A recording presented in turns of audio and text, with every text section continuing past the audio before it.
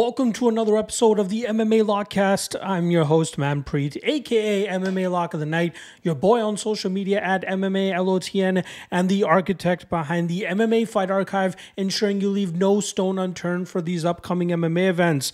2024 is coming to a close here, but we still have a plethora of MMA events to go through before the ending of the year. Although there's only 2 UFC events left on the actual calendar, there are a ton of other MMA events to still cover, predict, break down, and bet on, including LFA 198, Octagon 64, Brave CF 91, Cage Warriors 182, CFFC 138, and the list continues on. Make sure you guys check out the MMA Fight Archive so you can get direct links to past fights or all the competitors competing on those cards so that you can ensure that you're getting the best studying you can get done and get the best predictions, analysis, and breakdowns. If you obviously like doing it yourself, this is the greatest tool to help you ensure that you save as much time as possible so that you can get your work done in a timely fashion, then get back to your regular social life and being a regular human being. 7-day free trial, a link in the description below. Find out why we have over 115 total subscribers on the service. 7-day free trial, link in the description below. Check it out. All right. We're going to be talking about PFL 10, which is the 2024 championships, where we have a grand total of 10 championship fights. Yes, you heard that.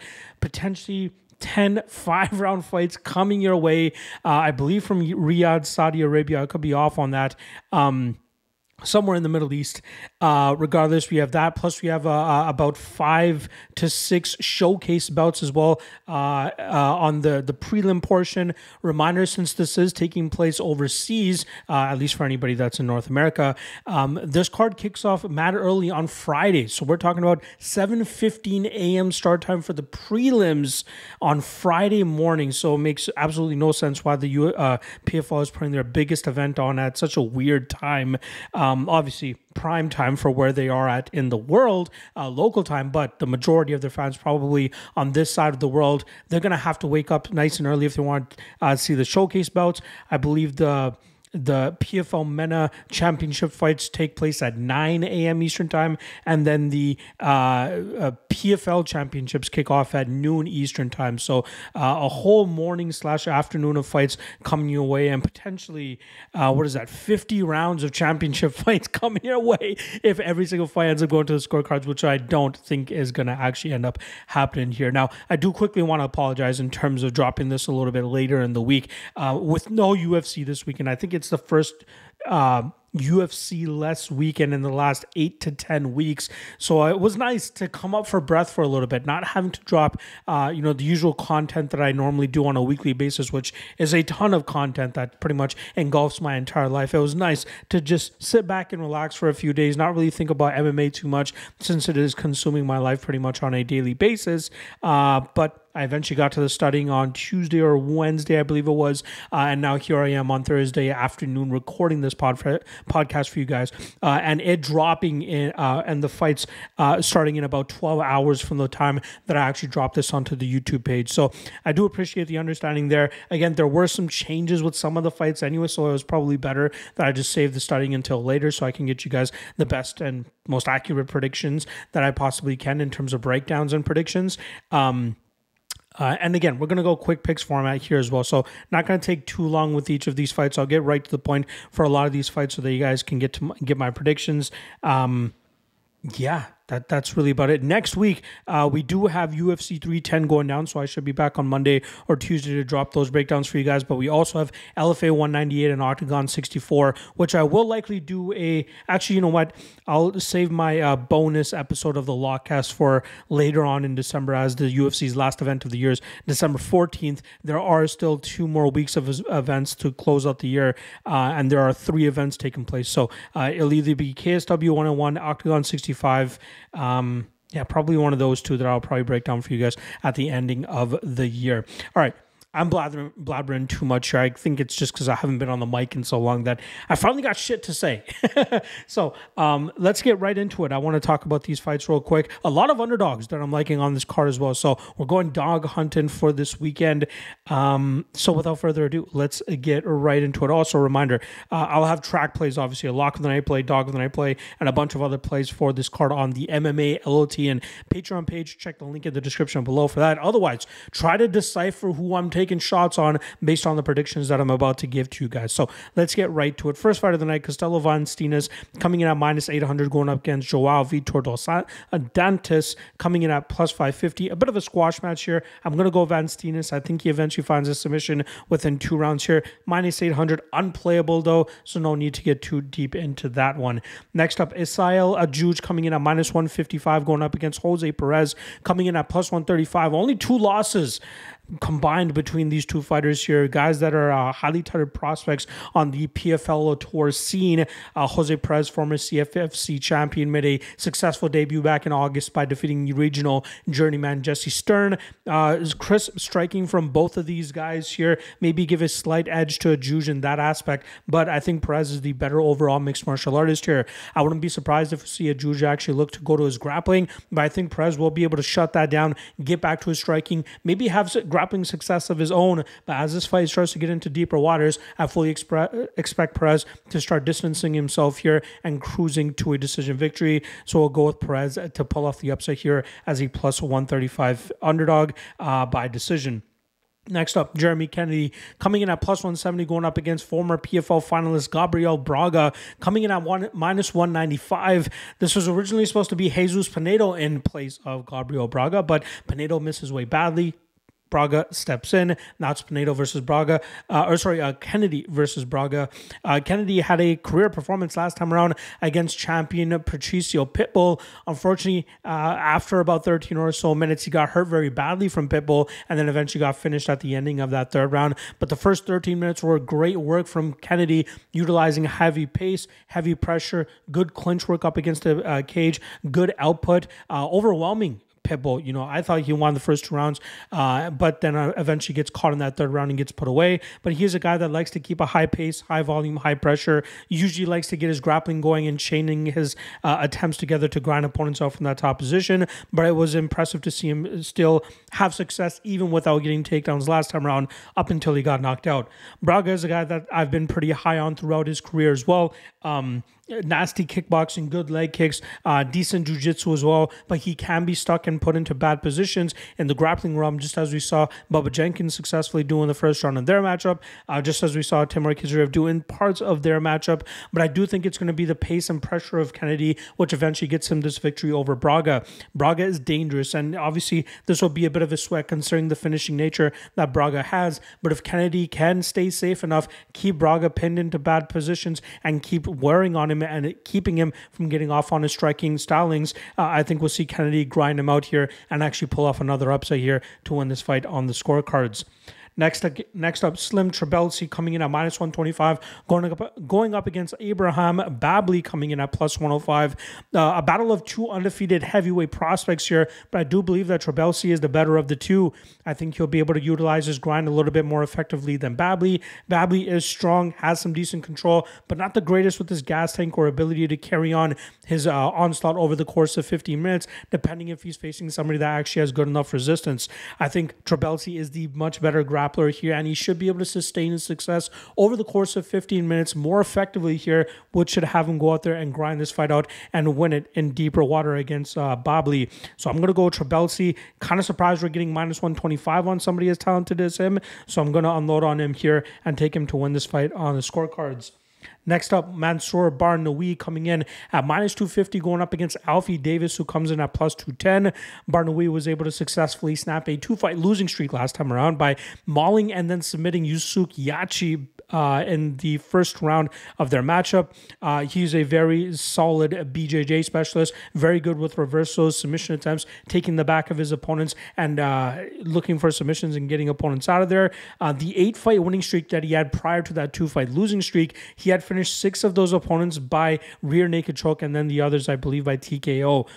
Davis, very solid striker with good movements, good kicks, and good range management. He has a decent grappling game as well that he can rely on, which he showed last time around against Owensworth, I believe the kid's name was. But I do believe that Barnaoui is the better BJJ specialist, and I don't think he'll have too much trouble in terms of getting this fight into that realm. Not so much to the point of actually trusting Barnaoui up at minus 250, as we've seen if his grappling does not get or be successful, he can get outgrinded and outdamaged, and Davis is definitely the better striker here, and that could prove fruitful for him too. But I'm not going to go on to the dog side here. I will still pick Barnaoui, but I just do think he's a little bit too big of a favorite. Next up, the first PFL MENA championship matchup here that we have between Musaev, Mohammadseifi coming in at minus 200, going up against George Eid coming in at plus 160. Now, Mohsen, very decorated Wushu Sanda practitioner, if I'm not mistaken.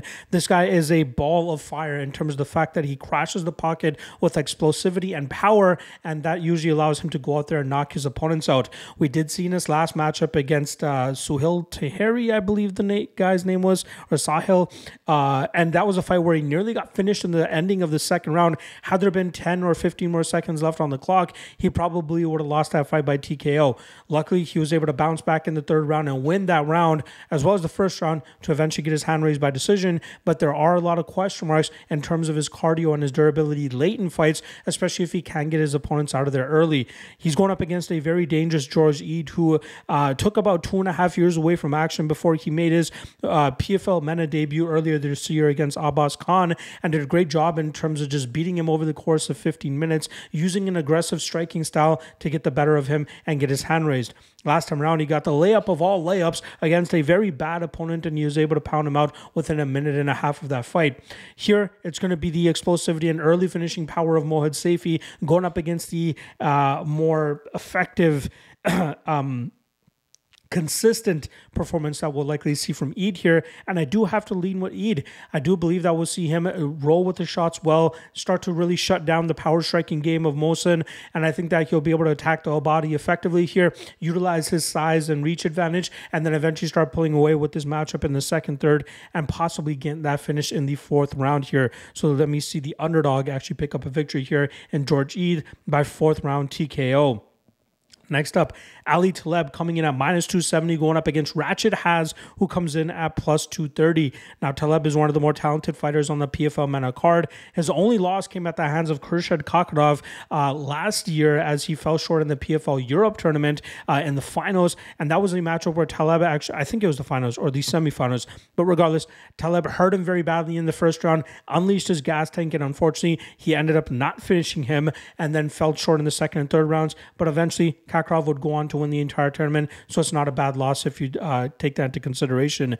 Taleb also has a hard-fought victory over current UFC prospect Vinicius Oliveira, and that was a matchup that secured him the UAE Warriors title. Now he goes up against a very dangerous Ratchet Haz, who last lost by majority decision against Franz Malambo in mid-2023, but now he's back under the PFL banner, and he's been able to pick up a finish over Xavier Aloui, and then last time around he was able to out-grapple a crafty BJJ specialist in Elias Budegzdami. Butcher that name, I'm pretty sure. Normally we see Haz do a good job in terms of grinding his opponents out in the grappling realm. Very active, very aggressive, but I do think he's going to be up against it here in Ali Taleb, who I believe is the better mixed martial artist all around. I think we'll see Taleb do a great job in terms of utilizing his defensive grappling to keep this fight in the striking range, where his explosivity and power will eventually lead to him really hurting Haz on the feet, and I think opening up a finishing opportunity in the third or fourth round. Look for Taleb to have a competitive fight early, but really start pulling away with this matchup in the second and third rounds, and then from there start pulling away in championship rounds, and eventually working to get that finish and winning the championship here. The next matchup is actually an amateur fight, and it doesn't have any odds available on it, so I'm just going to skip it. Next up, Mohammed Alaqraa coming in at minus 390, going up against Omar El Dafrawy, coming in at plus 325. I believe this is in the welterweight division, and it is a rematch of a fight that took place back in early 2023, where Alaqraa was able to use his grapple-heavy approach to keep Dafrawy in bad positions, and it was easier as the fight started to go longer, and I think we're going to eventually see the exact same thing happen here. Alaqraa is 2-0 since that matchup, whereas El Dafrawy is 6-0 since that matchup. matchup, if I'm not mistaken. Omar Al-Dafrawy started his career 6-6 to his first 12 fights, but now he's on a 6-fight winning streak. Last time around, picking up the biggest win of his career by knocking out Jara Al-Salawi. I was actually pretty heavy against Omar last time around, as I really did not think he was that great of a fighter, and I thought his best path to victory was actually winning that fight with his power, and that's what ended up coming to fruition. He landed early and often against Al-Salawi, commanding and dictating the pace of that matchup, and eventually finding that finish halfway through that first round. But I think he's going to be up against it once again here against Alaqraa, who will do a great job in terms of utilizing his wrestling to keep Dafrawy in the bad positions, grind this fight out over 25 minutes, and winning it on the scorecards. Alaqraa is one of the best prospects coming out of PFL MENA because of his grappling ability and his wrestling, which he has even sharpened up over there in Dagestan, and I think we'll see him utilize it once again successfully here against an opponent he's already defeated. So give me Alaqraa and Alaqraa by decision. All right, next up, Abdullah Al-Qahtani coming in at -240, going up against Marouane Bellagouit coming in at +205. Now, this is a matchup between two guys that actually lost in the semifinals of the tournament this year, but unfortunately, both opponents, or both original finalists, ended up getting injured in Abdelrahman Al-Hassat and Islam Rada, both getting injured. Al-Hassat actually failing his medicals, if I'm not mistaken, on weigh-in day, which led to Bellagouit to get this opportunity. Now, both these guys are strikers, but I will give the power advantage to Bellagouit, but I do believe the better overall mixed martial artist is Al-Qahtani. Al-Qahtani is one of the better Saudi Arabian, or Saudi, I should say, prospects coming out in a long time, and I think that will allow him to go out there and actually grind this victory out. He can mix his striking with his grappling, and even though Bellagouit has showed improvements in the past with his defensive grappling, we saw him come up short against Islam Reda last time around, being unable to deal with that type of approach, and I think that's going to come back and bite him in the ass here against Al-Qahtani. So look for Al-Qahtani to mix his martial arts together well here, grind this victory out. Still too big of a favorite in my opinion, because if Bellagouit can keep this in the striking realm, this will be much more competitive than -240 indicates, but I do believe Al-Qahtani is the better fighter here, and that will lead him to getting a decision victory. And I just quickly want to say, they should have Islam Reda and Al-Hassat fight on the next PFL card for the actual championship, because those two guys are the actual finalists. Makes no sense why they would even make this fight between two guys that lost in the semifinals. Why not just postpone the finals and have the actual guys compete in that spot? But it is what it is. All right. Moving on to the PFL card now. I believe it's going to be kicking off with the heavyweights here, as we have Dennis Goltsov coming in at +105, going up against Oleg Popov, who comes in at -125. Now, Goltsov is probably the best fighter on the PFL roster that has yet to win the PFL strap. Now, obviously, Magomed Umalatov can be thrown into that conversation, who we'll be speaking about very shortly, but at least Umalatov has not lost a fight, whereas Dennis Goltsov has choked in some big spots. Now, he's 13-3 since joining the PFL in 2019. 2 of those 3 losses came in the semifinals, while the last loss came to Renan Ferreira in the finals of the 2023 season. Any fight where he had very good success in the first round with his grappling, but ultimately led to a knockout victory for Ferreira in the opening seconds of the second round. Goltsov is decent with his striking, but often gets his best work done when he's able to get opponents to the ground and grind them out with his heavy approach. Popov, pretty much the same type of fighter, although I'll give Goltsov a little bit of an advantage in the striking realm, but I do believe Popov does a great job in terms of getting that clinch going, working his opponents and wearing them down up against the cage, or even eventually getting them to the ground and doing work from them there. He does a great job in terms of staying safe in the striking realm until he can get back to his wrestling, which is often where he gets his most success. He's on a 17-fight winning streak after losing his 3rd professional fight back in late 2016, and has been nothing but perfect ever since then. I think he's a great prospect, and as much as I want to see Goltsov actually get the title this weekend, I do believe Popov will be able to grind him out in these very close spots. That's where Goltsov has come up short in the past against guys like Ali Isiev and even Ante Delia, who were able to hit that 3rd gear when they needed to in deeper waters, and I think Popov will eventually do that here, where Goltsov ends up getting a little bit lackadaisical and ending up giving up those controlling positions, where I believe Popov will be able to do his best work. So look for Popov to grind this fight out, and I don't mind him at -125 either. All right. Next up, Brent Primus coming in at plus 400, going up against Gadzi Rabadanov coming in at minus 550. Now, not a lot of people expected to see Brent Primus in the finals of this season, especially with him only being about 4 months away from his 40th birthday. But he's done a great job in terms of utilizing his BJJ heavy approach to either get finishes or grind opponents out and get his hand raised on the scorecards. That's what he was able to do last time around against Clay Collard, shutting down the striking advantage that Collard had. And Primus is just a unit of a man who does a great job in terms of getting opponents to the ground and utilizing his grapple heavy approach. He's going up against Rabadanov here, who obviously likes to utilize a grapple heavy approach as well, but can showcase some solid hands as well when he needs to, so he can go out there and out damage opponents, especially in fights that are turning out to be a lot closer than they should be. I believe Rabadanov will have the better gas tank over the course of 25 minutes, and his overall MMA approach here makes him the rightful favorite, and probably that minus 500, minus 550 line is accurate. Look for him to shut down the grappling of Primus and beat him up on the feet, and eventually find some grappling success of his own in deeper water when Primus is not as dangerous off his back or with his jiu-jitsu. Look for Rabadanov to grind this fight out and win it on the scorecards. Next up, probably the best fight on the entire card, where we got Magomed Umalatov coming in at plus 240, going up against Shamil Musaev, who comes in at minus 280. Now, Musaev is probably the breakout star for the PFL in this season, considering his finishes of Logan Storley and then Murad Ramazanov in their first fight, and then in the second fight he wasn't able to get the finish, but he still did a great job in terms of shutting down the grappling of Ramazanov and out damaging him. Musaev is a exceptional dynamic striker who loves to use a lot of spinning techniques, a lot of power striking, but it showcases that his defensive grappling has improved tremendously since his regional days, which has led to him being so successful in the PFL and also having a 19-0-1 record.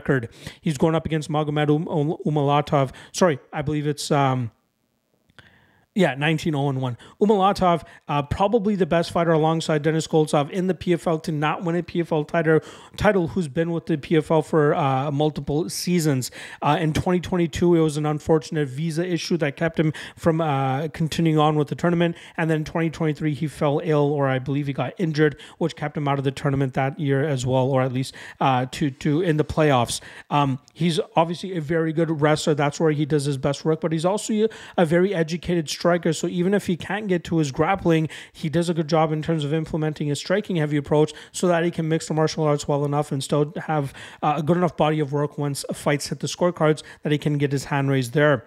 Now, I believe that this fight is a perfect example of the hype being a little bit too much on Musaev and it affecting the betting lines. Sure, he's a little bit more of an entertaining fighter than Magomed Umalatov, but the fact of the matter is that Musaev has yet to fight somebody in the PFL that has good enough striking to compensate for an inability to get to the grappling. Logan Storley, not much of a striker. Murad Ramazanov, no striking. Magomed Umalatov, he can strike, and obviously Musaev will have an advantage in that realm, but not a wide advantage like he had over Ramazanov or as he had against Logan Storley. This will allow Umalatov to operate at a decent rate. He can mix in his grappling, and even if he's not successful there, he can utilize his striking to either get into his grappling or to work off of his grappling. And I mean that to either enter the pocket to get to a takedown attempt, or if he fails on a takedown attempt, he can exit and get back to his striking and be just as comfortable in both spots. As long as Umalatov's durability holds up here, which it often has, he should do a good enough job in terms of eating some of the shots that Musaev throws at him and then countering him and then really making Musaev work on all ranges of mixed martial arts. Again, from the clinch to the wrestling to the striking. This is the most complete fighter that we've seen Musaev up against. And to see him at minus 280 strictly off of his hype and what he was able to do against guys that cannot strike, you have to take a shot on Umalatov here at plus 240. For a long time, this guy's been a four-digit favorite against most guys, and to get him here at plus 240 against somebody that's only been going up and shutting down wrestlers and outstriking guys with no striking, you have to take a shot on Umalatov here. So I'm going to go Umalatov by decision. I think he'll do a good enough job in terms of shutting down Musaev's striking, mixing up the grappling, mixing up the clinching, and getting his striking going, and ultimately winning this fight on the scorecards. I believe Musaev needs a knockout to win this matchup, which is absolutely possible. I believe this fight should be closer to a pick'em, maybe even with Umalatov as a slight favor on -125, -130. But Musaev is the shiny, bright new diamond, if you want to call him that, on the PFL roster, and people are overlooking the guy that's paid his dues in Umalatov and has been kind of stripped of some opportunities because of a couple of things that were out of his hands, like the visa issues, and then obviously the injury that occurred to him last year. So give me Umalatov by decision. Plus 240 is a hell of a line to get a fighter like this. All right, next up, Impa Kasanganay coming in at -170, going up against Dovlet Yagshimuradov, who comes in at +145. Kasanganay trying to go back-to-back with the light heavyweight championship here.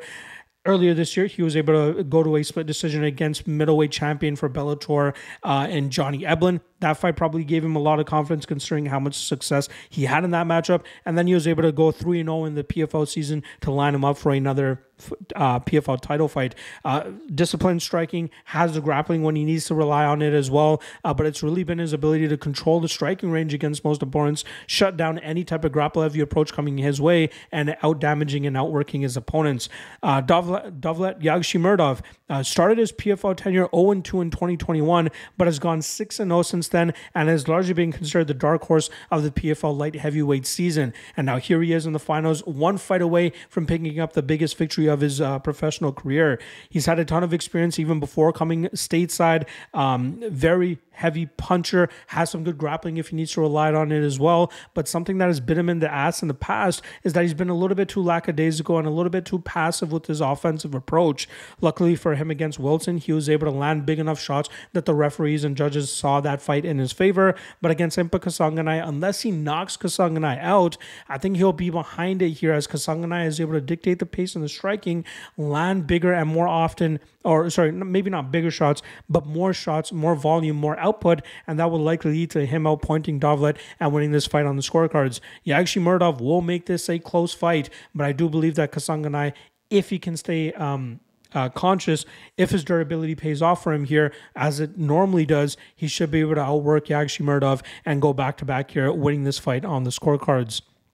Next up, Ditcheva coming in at -370, going up against Tyler Santos, who comes in at +295. Now starting off on the Ditcheva side, who's 13-0 with 8 of those wins coming under the PFL banner, now finds herself in the biggest spot of her career, looking to fight or win the PFL championship, $1 million paycheck, as well as a victory over a former title challenger and for the UFC in Tyler Santos. Ditcheva comes from a kickboxing background, and you can see that on display with how she just dismantles and destroys her opponents on the feet, leading to most of her victories coming by finish. Her defensive grappling is improving a lot and has improved quite a lot. Even last time around against a high-level BJJ black belt like Jenna Bishop, she found herself on her back but defended very well, eventually got back to the feet, broke Jenna Bishop, and eventually finished her all in that first round. Tyler Santos, obviously, we know she relies on her physicality and her ability to take opponents to the ground and grind them out from that top position. She has some decent striking with some good leg kicks, but I believe she is most comfortable and best when she can get her opponents to the ground and grind them out there. Unfortunately, her gas tank and ability to manage her energy over the course of 15 or 25 minutes has been the reason that she's come up short, even against Valentina Shevchenko and even against Mara Romero Barella back in the day. But I believe that against Ditcheva, Santos will struggle to have extended minutes of control and success against Ditcheva, which will allow Ditcheva to eventually get back to her striking, really touch up Tyler Santos on the feet, utilizing her speed and power advantage, especially in the latter half of this matchup. And I think that eventually leads to Ditcheva finding a TKO victory as Santos starts to slow down in the 3rd, 4th, and 5th rounds. This will be competitive early, and that's why I think a lot of people will be looking to take the underdog shot on Santos because of her strength of schedule and the grappling advantage she should hold in this fight. But her inability to finish Ditcheva will come back to bite her in the ass in the 3rd, 4th, and 5th round, which will lead to Ditcheva finding that TKO, like I said, in championship rounds, and Ditcheva winning the title and picking up the biggest win of her professional career. All right, main event time now as we got Brendan Loughnane coming in at plus 255 going up against the undefeated Timur Khizriev, who comes in at minus 305. Now, Brendan Loughnane is the 2022 PFL champion. Unfortunately, he was unable to repeat last year as he came up short against Jesus Pinedo in the playoffs, I believe it was, and that now led to Loughnane having to get back to the drawing board, and he's been able to finish 2 of his 3 wins this year to line him up for this finals clash against Timur Khizriev. We know what Loughnane is all about, that calf kick. He debilitates his opponents, slows them down, and starts to let his hands go. Some opponents have found ways to work around that by constantly switching stances or utilizing good range management or even countering his kicks effectively. But Loughnane has done a great job in terms of letting his hands go a little bit more to even use that kick as kind of a feint and kind of a trap so that he can let go with his hands and be more effective there. The best part of Lougnane's game, which made him successful in 2022, was his takedown defense and his get-ups and his cardio, causing a lot of opponents to struggle to take him to the ground and then struggle even more dealing with his kick-heavy approach and his striking approach. He's going to need to lean on that heavily here against the undefeated Russian Timur Khizriev. Now, Khizriev's a guy that I've been pretty high on throughout his career, and he's 17-0 with his record. He had a little bit more trouble than I expected him to have against Richie Smolin last year or 2 years ago at this point in time, and a little bit harder of a fight against Gabriel Braga last time around. He has good striking to fuel the grapple-heavy approach, which he normally leans on in his fights. Good wrestling, good chain wrestling. But if he can't get effective control against his opponents, he often relies on his striking, which is still not that bad. He's very effective with his striking, good hands, good discipline, good technique. But I think he's up against it here in Brendan Loughnane, and I can't completely understand the minus 300 line on Khizriev here. We know Loughnane has good enough takedown defense and get-ups to cause this fight to be strictly a striking battle. And if that's the case, Loughnane is much more live than plus 255 indicates.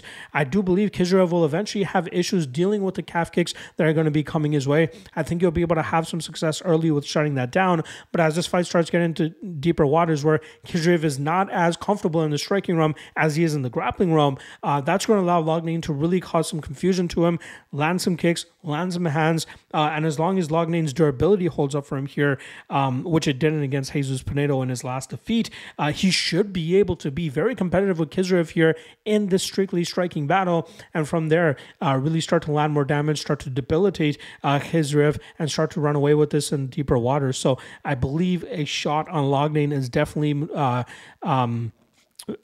justified here, especially if I believe this will be strictly a striking battle, which I 100% believe it will be. So give me Loughnane by decision, and cap off the card with a big underdog cash there. So out of all of the breakdowns I've done for you guys here, I picked 1, 2,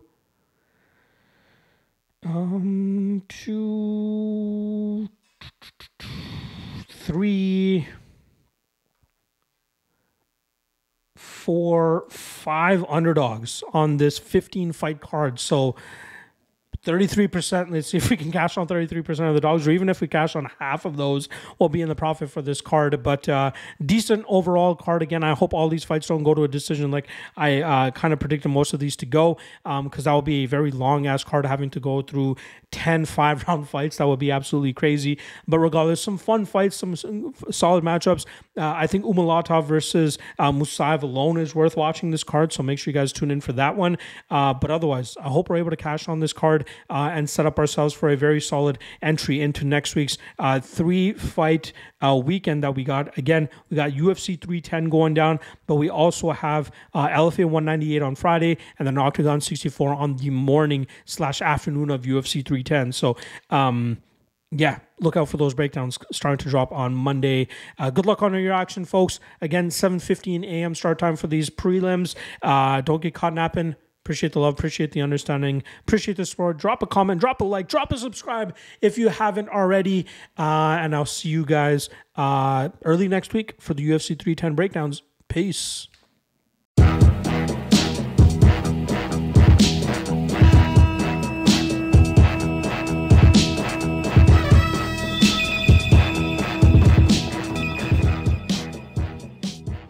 Last thing.